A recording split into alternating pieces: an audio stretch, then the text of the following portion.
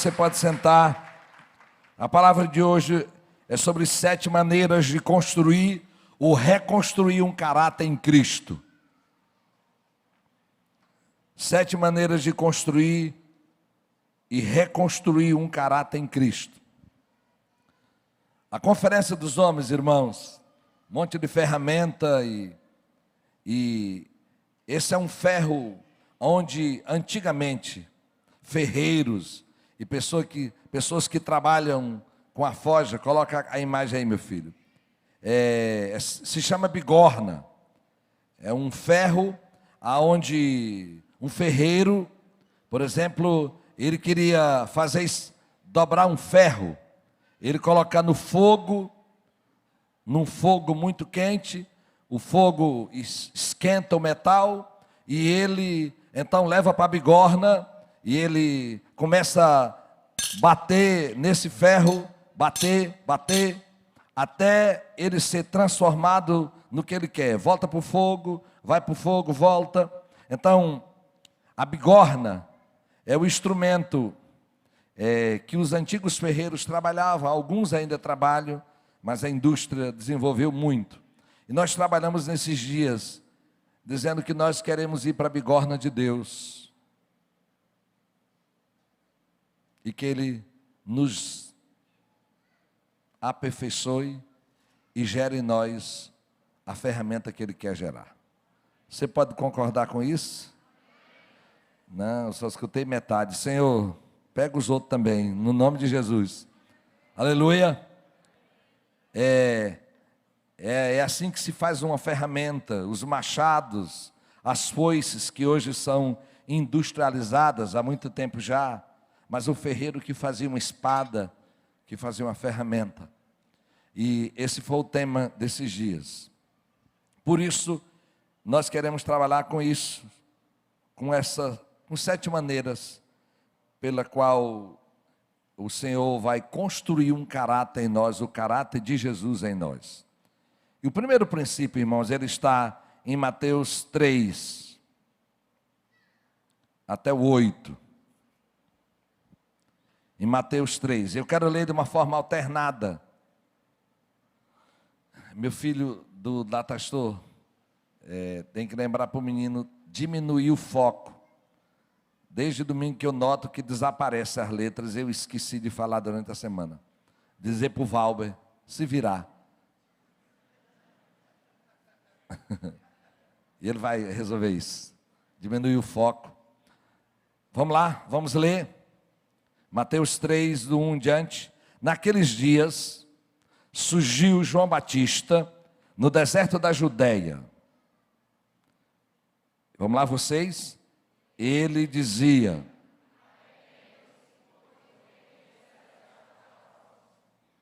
este é aquele que foi anunciado pelo profeta Isaías, voz do que clama no deserto, prepare o caminho para o Senhor, façam veredas retas para ele. As roupas de João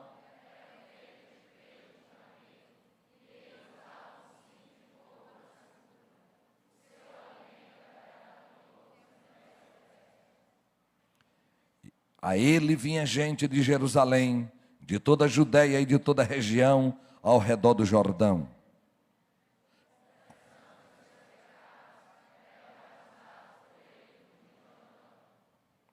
Quando viu que muitos fariseus e saduceus vinham para onde ele estava batizando, disse-lhes: raça de víboras, quem lhes deu a ideia de fugir da ira que se aproxima? Dei frutos que mostrem o arrependimento. Vamos lá? Dei frutos que mostrem o arrependimento.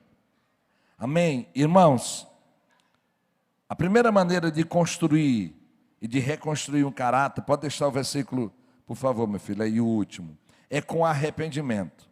O arrependimento é uma mudança de mentalidade que vai gerar uma mudança de comportamento. Arrependimento é uma palavra na Bíblia que a gente chama de metanoia. Ela é próximo da palavra metamorfose, que é aquela palavra da lagarta que vira uma borboleta. A metanoia é essa transformação gerada de dentro para fora. O arrependimento, ele é imprescindível, indispensável no nosso relacionamento com Deus. Nós chegamos para Jesus porque nos arrependemos da nossa condição de pecador e vamos a Ele. Todas as pessoas que se chegam a Jesus sem arrependimento, correm o risco, como correu o jovem rico lá na Bíblia, de se afastar do Senhor. Uma pessoa que se chega a Jesus sem o arrependimento da sua condição de pecador, ela corre o risco de se tornar um religioso e não um adorador do Senhor. Arrepender-se é imprescindível. A vida cristã inicia com arrependimento e nós só permaneceremos com Deus em comunhão com Ele, também nos arrependendo. Por isso, o sangue de Jesus é que nos purifica dia após dia. Nós pecamos e vamos a Ele e nos arrependemos. Se esse pecado é de mente, eu vou ao Senhor. Se esse pecado foi contra a pessoa, eu vou a Deus e a ela. Se ele é público, ele precisa de uma reparação pública.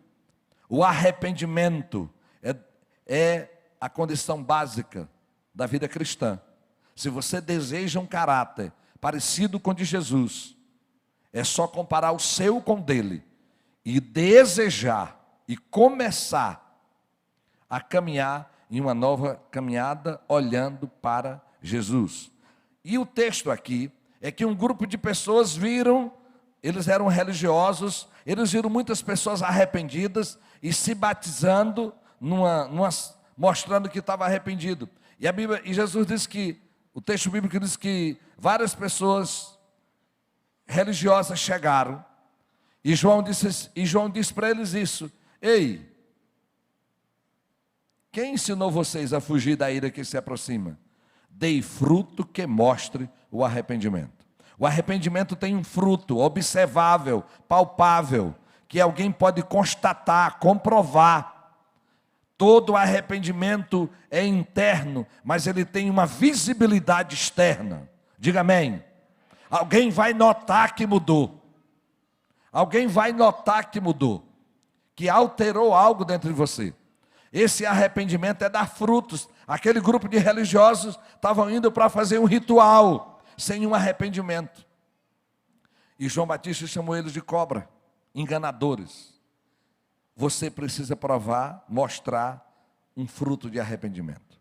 E entre as minhas ovelhas aqui, eu convidei o discípulo do pastor Ezio, Jurandir, que ele testemunhasse comigo agora para nós uma maneira pela qual Deus lhe deu a estratégia para produzir um fruto de arrependimento.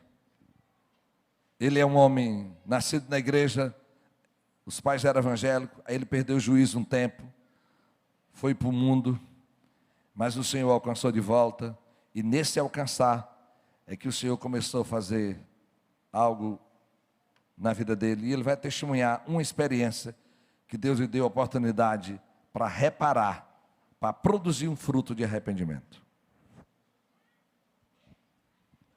Boa noite, irmãos, graça e paz. Aleluia. Graças a Deus, Jesus me conduziu de volta aos seus caminhos. Graças a Deus. Achei o caminho de novo. O que eu vou contar é um pedacinho do que aconteceu na minha vida, que ocorreu dentre outras histórias parecidas, né? E eu vou contar uma aqui. Eu sou empresário aqui na cidade de Imperatriz, e eu sempre cometi muitos pecados na área financeira, como empresário. Tinha uma empresa bem lucrativa, muitos funcionários, mas não tinha paz, eu não tinha prosperidade. E eu trabalhei, essa empresa eu fundei em 2001, e até 2013, até 2012, para conseguir o dinheiro, a riqueza, a ganância pelo dinheiro, me fez pecar de várias maneiras na área financeira. E o empresário, ele tem muita oportunidade de pecar. Ele tem muita oportunidade de fazer o que Deus desaprova no que diz respeito a dinheiro. Eu poderia contar aqui outro testemunho em outras áreas, na área sexual, na área de convivência com a família, mas uma das coisas que me marcou, né, e que eu tive que fazer muitos consertos foi na área financeira, para que Deus pudesse, não é, me abençoar como Ele queria me abençoar. Foi isso que Deus me falou em uma das vezes que eu estava orando. Eu sempre oro nas madrugadas, e Deus me falou que para Ele me abençoar como Ele queria abençoar, eu tinha que fazer alguns consertos. E em 2012 eu voltei para os caminhos do Senhor, não é? E resolvi fazer a coisa certa, como diz os mandamentos. E quais os pecados que eu cometia como empresário? Não é? Eu mentia, eu ganhava dinheiro mentindo para os meus fornecedores, para obter um preço menor, eu mentia. Para aumentar a margem de lucro da empresa, eu não pagava os impostos, só negava impostos, vendia sem nota fiscal. E quanto aos meus funcionários, às vezes na hora da rescisão, eu não pagava tudo devidamente, como manda a lei. Sempre no final do mês dava um jeito de não pagar as horas extras devidas. Então, dessa maneira, eu fui cometendo, como diz os 10 mandamentos, o que resume essa prática é roubo. Não roubarás. E eu roubava. Roubava também a Deus, porque não devolvia o dízimo e nem as ofertas. E quando eu resolvi, eu entendi que eu precisava mudar a minha situação, não interessa qual fosse a consequência, né? Deus me falou. E eu estava numa situação financeira muito difícil, no ano de 2014, naquele tempo difícil, que abateu sobre a maioria. Para mim veio de maneira dobrada. Tudo que acontecia de ruim no comércio, eu acho que para mim vinha alavancado, vinha maior. E eu fiquei de uma maneira, né, mesmo dizimando e ofertando, de uma maneira muito difícil. Se eu vendesse tudo que eu tinha, toda a empresa, imóveis, veículos, caminhões e tudo, eu não conseguiria pagar essa dívida que eu tinha. E foi na época que eu conversei, na ocasião estava o pastor Ezi, pastor Nato, falei, pastor, eu estou numa situação muito difícil. Eu coloquei tudo para vender, para ver se pelo menos uma parte eu consigo honrar. E estou pensando em fechar a empresa, né? Mas não era vontade de Deus que eu fechasse a empresa. Através de um profeta, ele me falou, me disse que eu não podia fechar a empresa. E eu, mais uma vez, né, falei, eu tenho que confiar no Senhor, porque Ele vai fazer algo, né? Mas para Deus fazer algo, eu orei a Deus, sempre orando, e foi um processo, não foi rápido, foi muito demorado isso. E Deus me falou que para Ele me abençoar como eu deveria, para mim parar essa colheita de maldição que eu estava vivendo, né?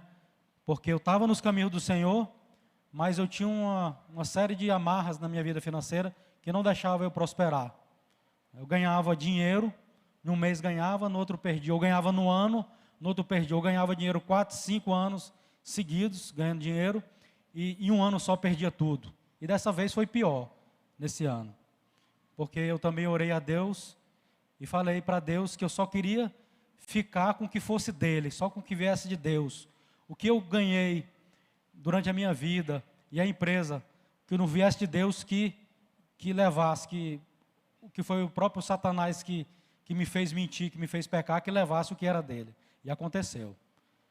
Aconteceu coisas e levou mesmo. Fiquei praticamente sem nada.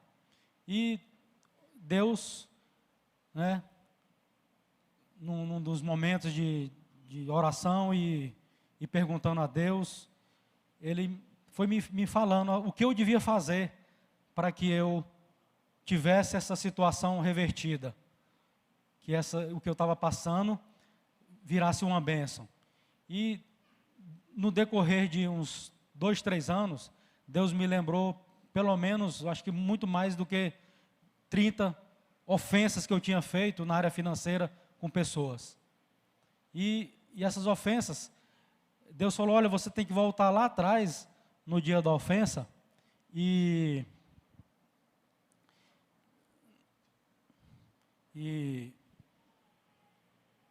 essas ofensas eu tinha que voltar no momento da ofensa, e voltar e fazer o conserto, pedir perdão e fazer a restituição para aquela pessoa.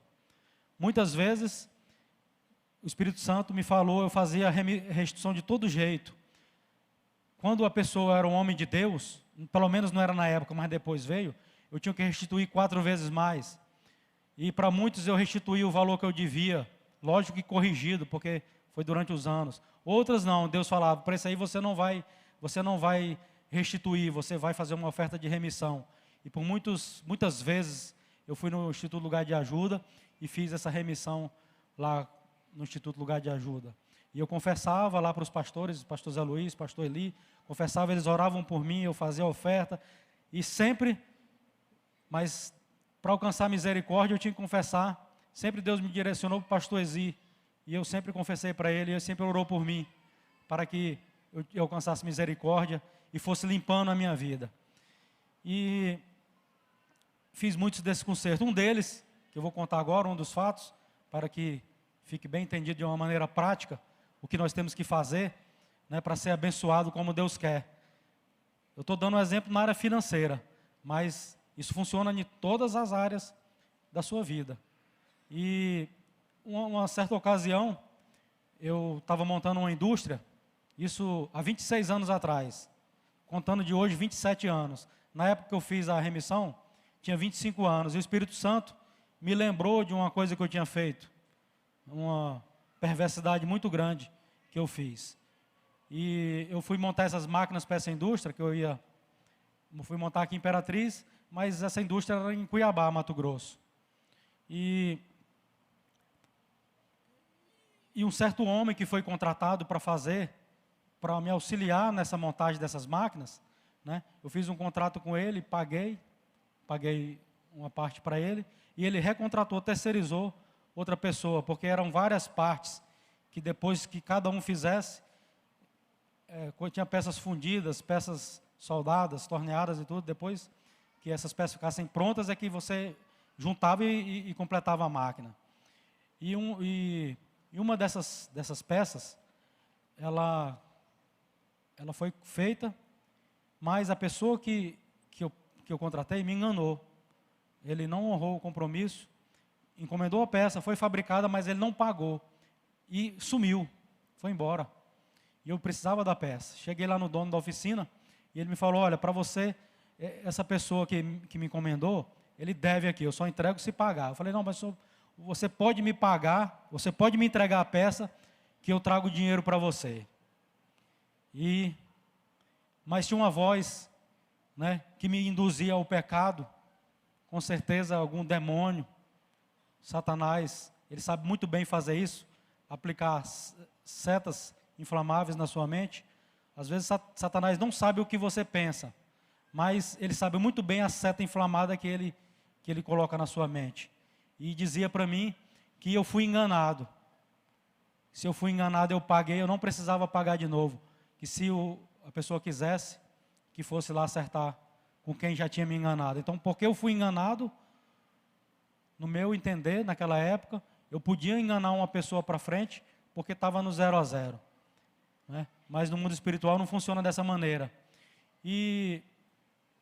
Eu peguei a peça, esse homem veio me cobrar, ele tinha uma filha, que era secretária dele, que me cobrou algumas vezes também, e eu não paguei para ela, ainda fui muito ignorante, muito, muito grosso. E essa pessoa, essa mulher, essa moça, desistiu de me cobrar finalmente. E as máquinas ficaram prontas, eu montei a indústria, fui para Cuiabá, passou o tempo.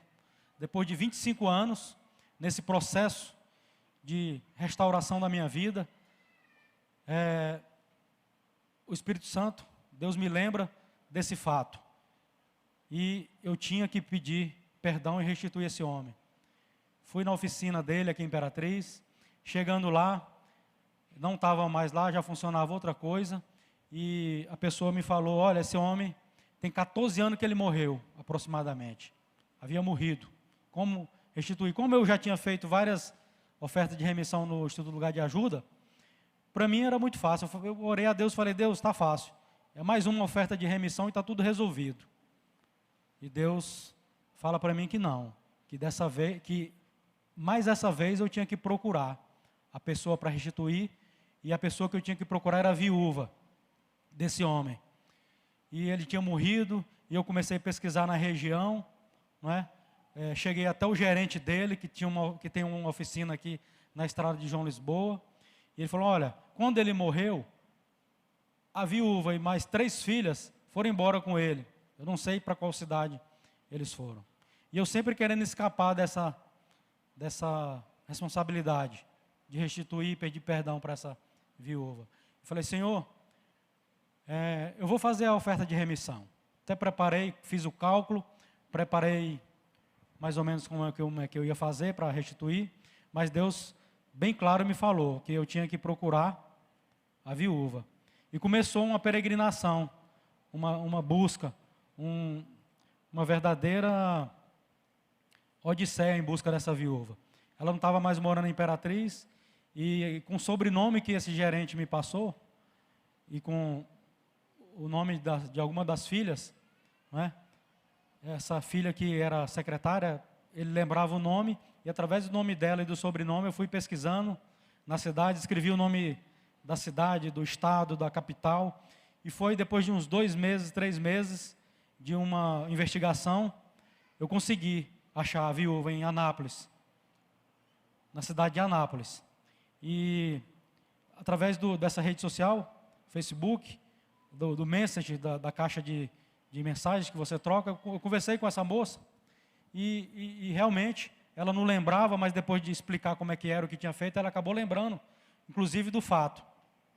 Pedi perdão para ela, mas eu precisava mesmo pedir perdão, era para a viúva, não é? E restituir.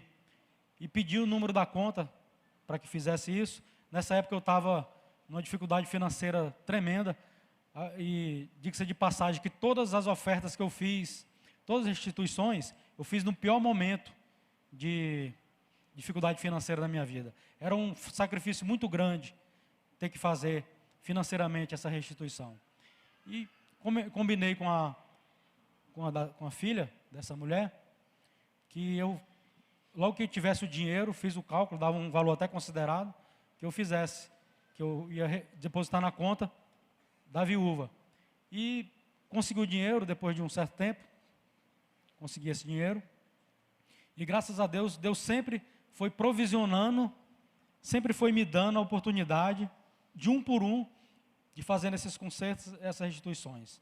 Deus sempre foi provendo, através da minha vontade e da vontade de ficar zerado perante Deus, de deixar, de agradecer, de obedecer à vontade de Deus.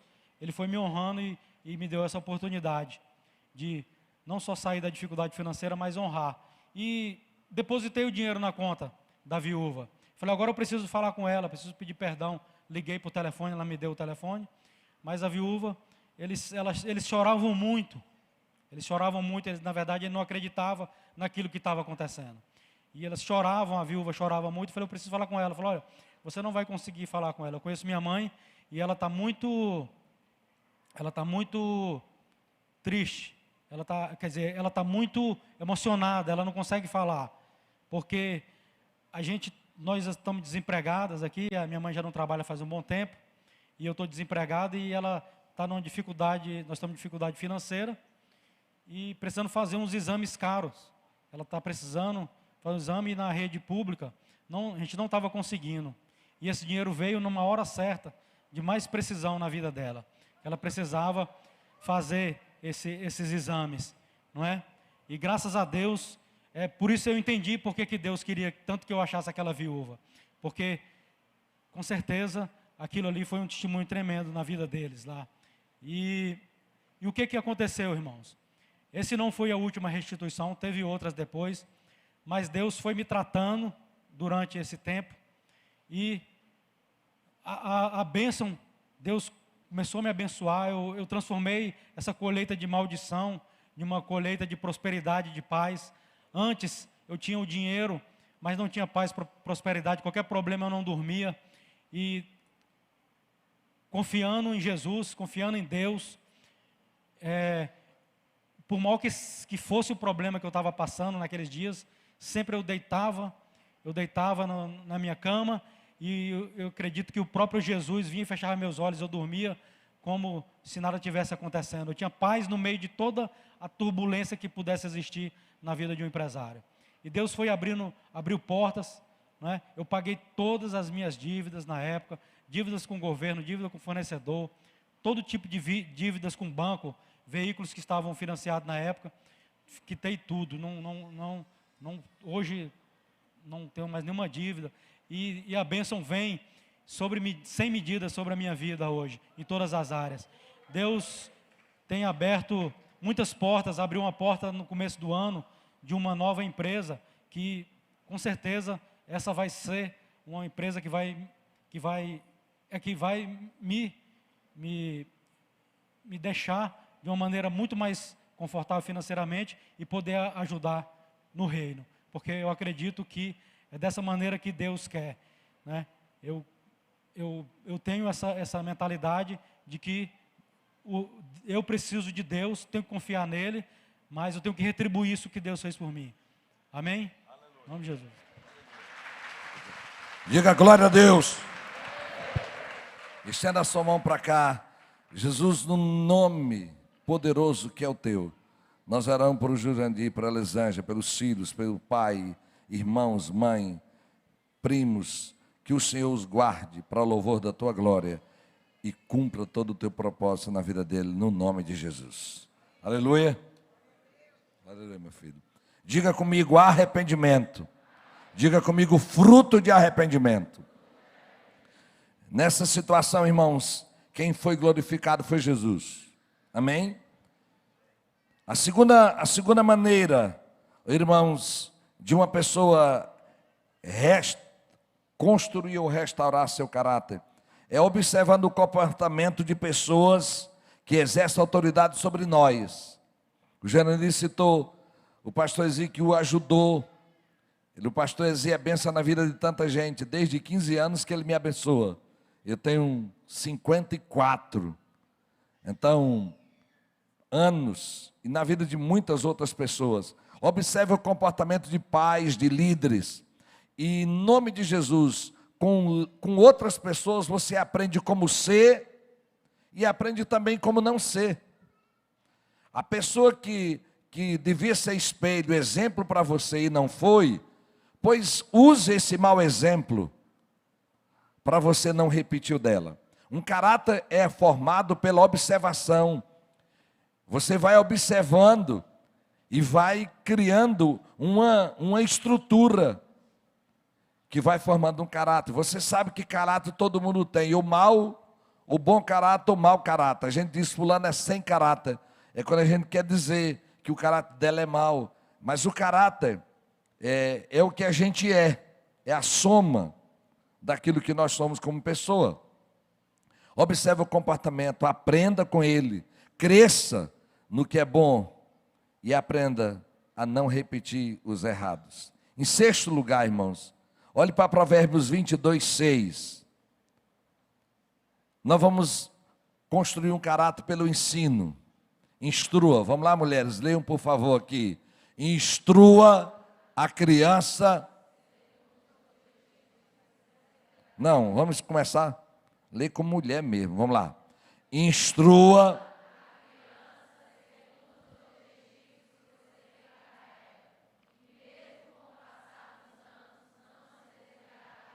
Amém? Amém?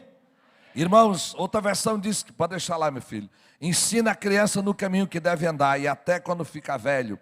Irmãos, nós precisamos ensinar para que essa próxima geração tenha uma estrutura. O ensino, irmãos, ele vai ele vai formar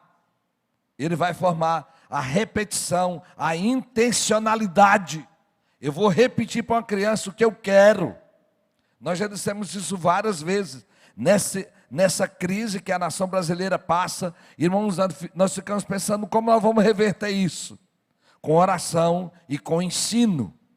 Você vai ensinar suas crianças a não mentir. Você vai ensinar suas crianças a rejeitar o que é errado. Então, precisamos acreditar no poder do ensino.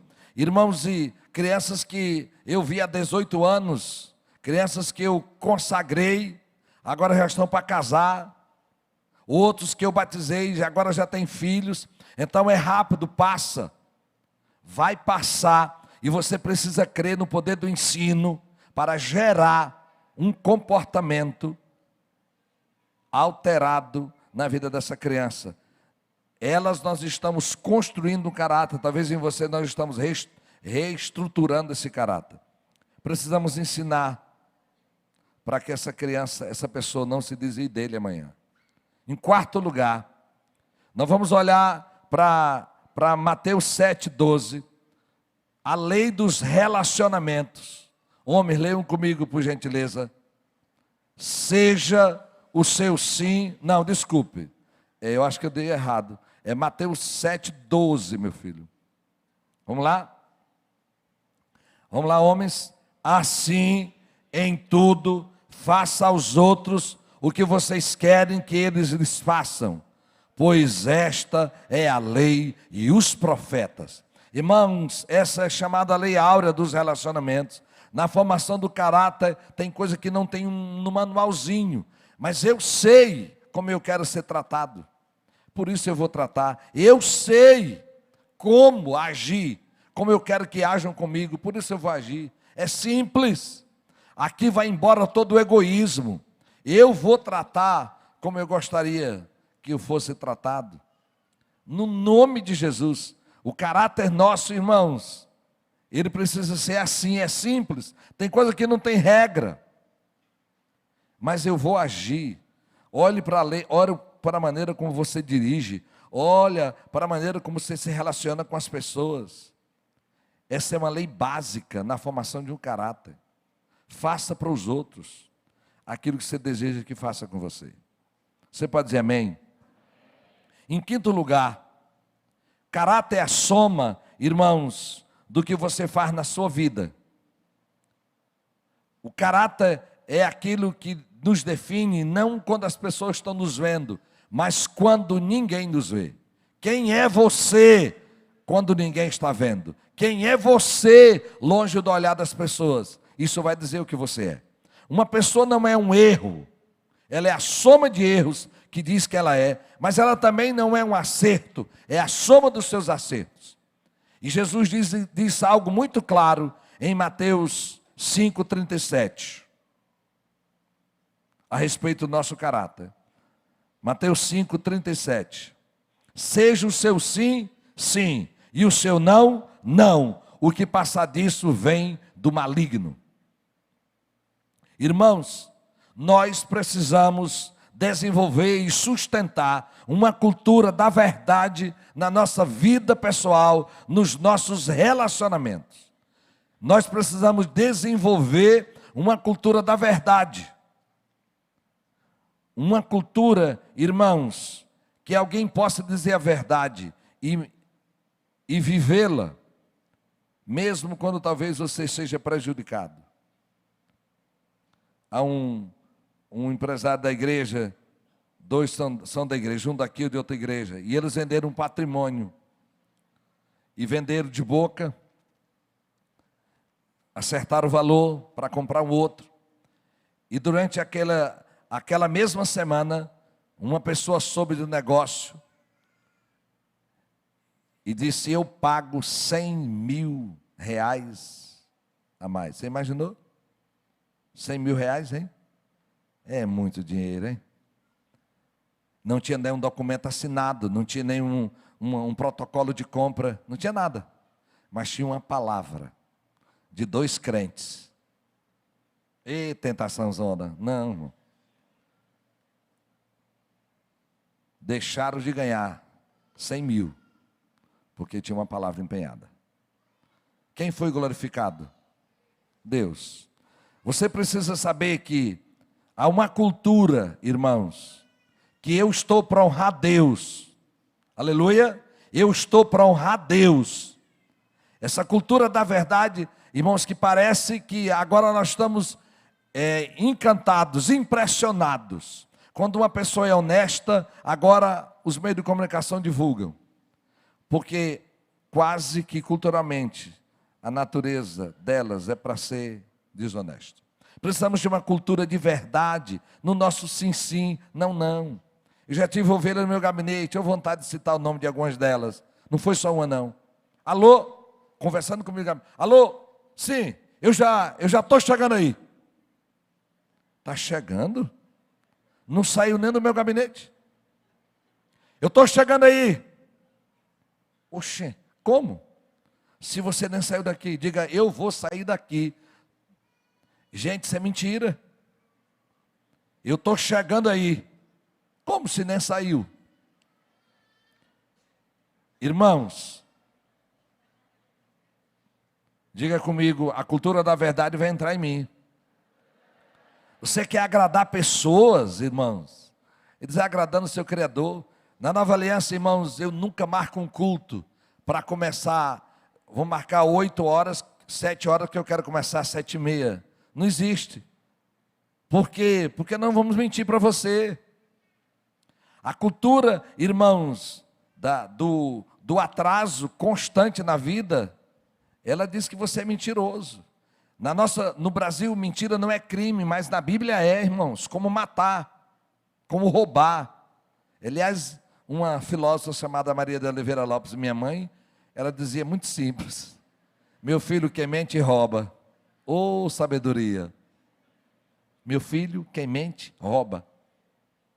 Ela estava dizendo, é igual. Irmãos, nós vamos entrar numa cultura, você precisa entrar numa cultura de poder dizer não para as pessoas. E eu quero que você treine com alguém ao seu lado. Olhe para ele agora e diga comigo, é não. Diga para ele, é não. Muito bem. Irmãos, e dizer não para alguém não é pecado. Pecado é dizer sim para ela e não ir, não chegar. Em nome de Jesus. Os que prestam serviço, que são minhas ovelhas, eu digo, meu irmão, não diga que entrega esse portão quinta-feira. Ah, pastor, mas se eu disser que não entrega, ele vai embora. Ele vai embora quando vier a quinta, esse portão não está aqui. Uma cultura, sabe o que é o que a gente diz? Você vai, pastor? Eu digo, vou, não. Por que a gente tem que dizer vou, não? A dificuldade de dizer não. Eu não estou dizendo aqui para você ser desaforado e mal educado e grosseiro. Eu estou dizendo para você entrar numa cultura de verdade. Parece que dizer não na nossa cultura é uma rejeição. Não, irmãos. Jesus disse o quê? Bota aí de novo, meu filho, por favor. Seja o que? O seu sim, sim. E o seu não, não. O que passa disso vem do quê? Do maligno. Você não está a serviço do maligno. Precisamos entrar numa cultura de verdade. Irmãos, o pastor Ricardo disse que quando a gente fala a verdade, irmão, a gente não precisa nem lembrar do que fala. Quem está falando a verdade, né? Mas quem vive mentindo, precisa estar preparado para tanta construção. E para tanta luta que vai passar. Você precisa envolver uma cultura baseada em Jesus. Você já viveu com uma coisa escondida? E aí ligo da empresa, João, nós temos uma reunião marcada, o patrão marcou a reunião, que dia? Depois da manhã, com todos nós, que é algo muito importante. E não pode ser hoje não a reunião? Não, só é depois da manhã. Será que descobriu? Quem anda em verdade anda tranquilo, irmãos. Diga comigo, Senhor, me ajuda. O meu sim, sim. E o meu não é não. Irmãos, nós não temos que agradar pessoas, mas não vivemos para desagradá-las. É uma filosofia minha. Eu não vivo para desagradar pessoas, eu vivo para agradar a Deus. Mas naturalmente, em algum lugar, em algum momento, vou desagradar alguém. Você não vive para ser grosseiro. Você vive para agradar a Deus e sabe que para agradar a Deus tem que desagradar algumas pessoas. A expectativa de aceitação. A pessoa só vai me aceitar se eu fizer o que ela quer? Não. Eu preciso perguntar para Deus, e Ele me conhece. Por isso, o seu sim, sim. Nós que são pais, os que os solteiros aqui, se você disser para a sua criança, diga a verdade para a mamãe não vai lhe bater, não vai lhe disciplinar. E depois que a criança fala a verdade, você bate, você é uma covarde. Está trabalhando contra o Evangelho. Como é que essa criança vai acreditar que falar a verdade ajuda? Se você disse que não ia bater, não ia disciplinar, e quando ela falou a verdade você disciplinou. Você está premiando e criando uma mentirosa, uma criança terrível amanhã. Se disse, fale a verdade, e a mamãe e o papai não vai bater em você. Honre isso. Precisamos criar uma cultura de que premeia a verdade e não premeia o mentiroso. Diga comigo, Senhor, me ajuda. Olhe para seu irmão e diga, você não tem cara de mentiroso. Diga para ele. Olha aqui para mim.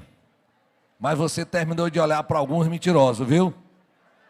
Mas não precisa saber quem é não. Olha, igreja, nós somos filho da verdade. Quem é o pai da mentira? Você é filho de quem?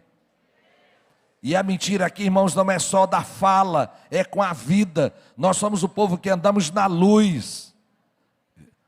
Saímos do reino das trevas e vivemos para o reino da luz. A mentira, irmãos, vai fazer com que a mão de Deus lhe pese amanhã. Mentir é algo, mas viver numa mentira é terrível. É outro assunto para outro dia. Então, em quinto lugar, quero que você compreenda que a soma do que você é que vai definir o seu caráter. Uma pessoa não é um erro, diga amém. Mas também não é só um acerto. Em sexto lugar, olha para o que diz Provérbios 1:7.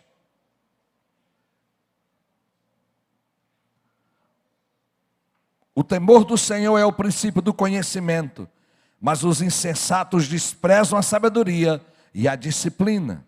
O temor do Senhor é o princípio do conhecimento. Irmão, se você conhece o Senhor, você vai temer a Ele.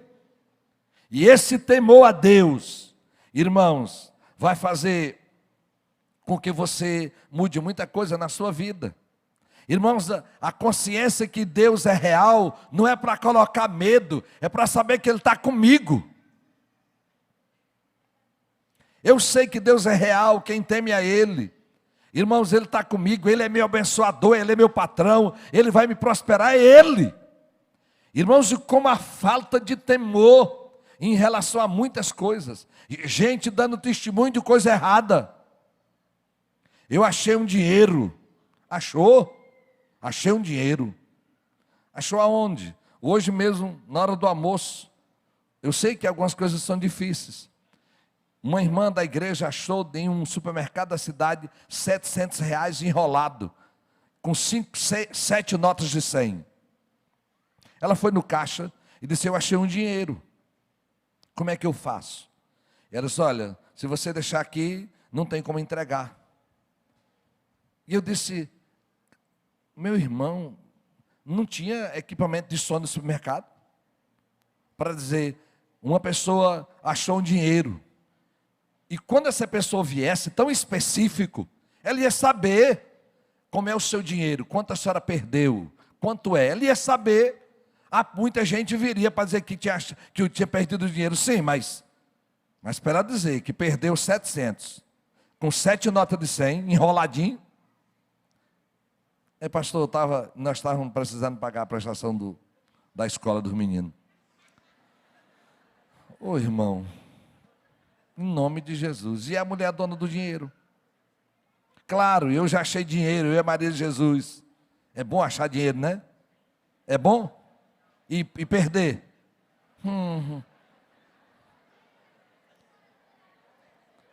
Já achei dinheiro, achei em Portugal. O bairro que a igreja fica tem cachorro, cachorro, cachorro, cachorro, cachorro, cachorro. Aliás, quem tem cachorro na sua casa aqui? Sustenta a mão. Quem tem cachorro pode ser líder de célula, viu? Quem tem tempo para cuidar de cachorro, tem tempo para cuidar de gente. Diga amém. No nome de Jesus. Se você tem tempo para cuidar de cachorro, está lhe faltando, sobrando tempo para cuidar de gente. Você está na igreja certa.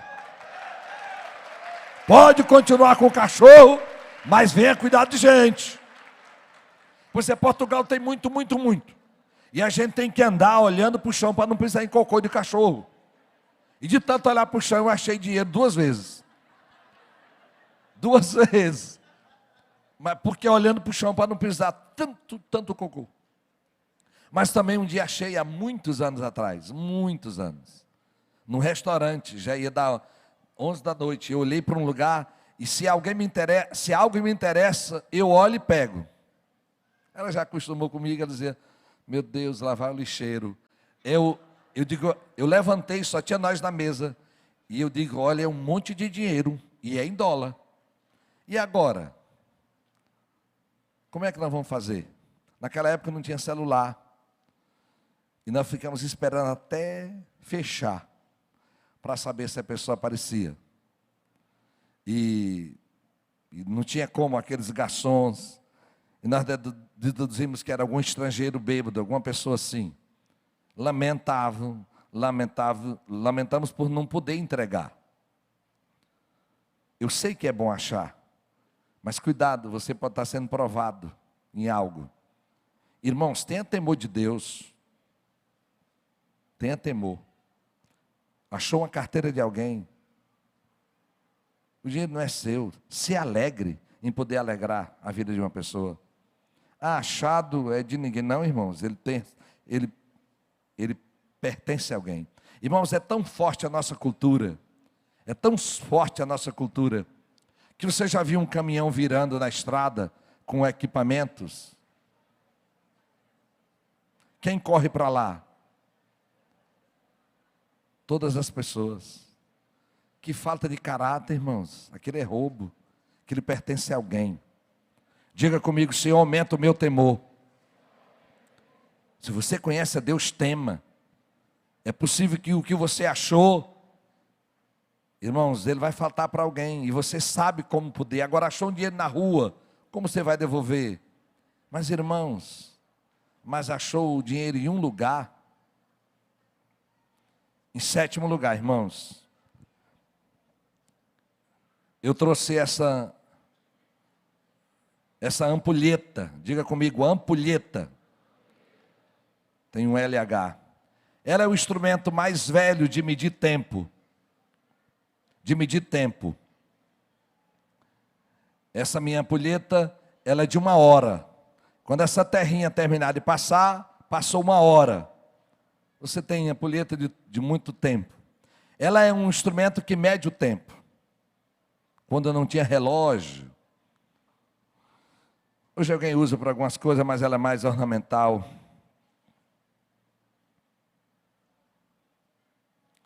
E sabe o que eu quero dizer a respeito dela? Na construção do seu caráter. É que ainda dá tempo. Você ainda tem tempo. Sabe por que ainda tem tempo? Porque o nosso Redentor vive, o nosso Salvador vive. Diga, o meu Redentor vive, o meu Redentor vive. E Ele é o Senhor do tempo, Ele é o ancião de dias.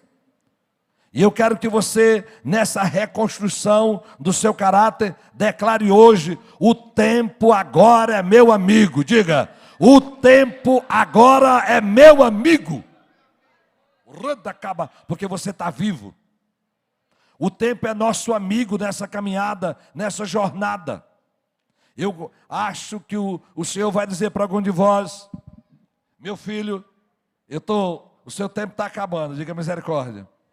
Não, irmãos, eu acho que Ele vai dizer, meu filho, seu tempo de 1 ano, de 2 anos, é um tempo de recomeço, como eu vou orar agora. Que a ampulheta dos céus na sua vida esteja virando como eu virei essa, para recomeçar algo na sua vida. Tem falhas do caráter que vêm de longe, tem tendências, tem inclinações, mas se você vier para esse carpinteiro de Nazaré, ele vai desentortar você. Aleluia. O tempo agora é seu amigo. Na reconstrução do seu caráter, vai pedindo a Jesus que Ele vai transformando você, vai transformando. É lindo, irmãos, em cada área. Eu lembro de uma ovelha minha que era acostumado de dizer aquele palavrão P-O-R-R-A, qualquer coisa. Aí ele agora está dizendo pô, já aliviou. Só diz pô, não completa. Daqui a pouco, acho que deve acabar o pô, né? Mas é uma decisão dentro dele, pastor, eu sou viciado em chamar essa palavra. Meu filho, pois agora desvicia. Diga, Jesus, põe um guarda na minha boca. Eu não sei o que é que você vai vencer, mas se Jesus Cristo de Nazaré está dentro de você, você está nessa foja do Senhor, você está nesse tratamento, Ele vai alterar você para viver o caráter dele. Nós imitamos o caráter de uma pessoa que se chama verdade, ela é Jesus. Você pode dizer amém? No nome de Jesus. Eu quero que se coloque em pé nessa hora e eu vou fazer 2 orações.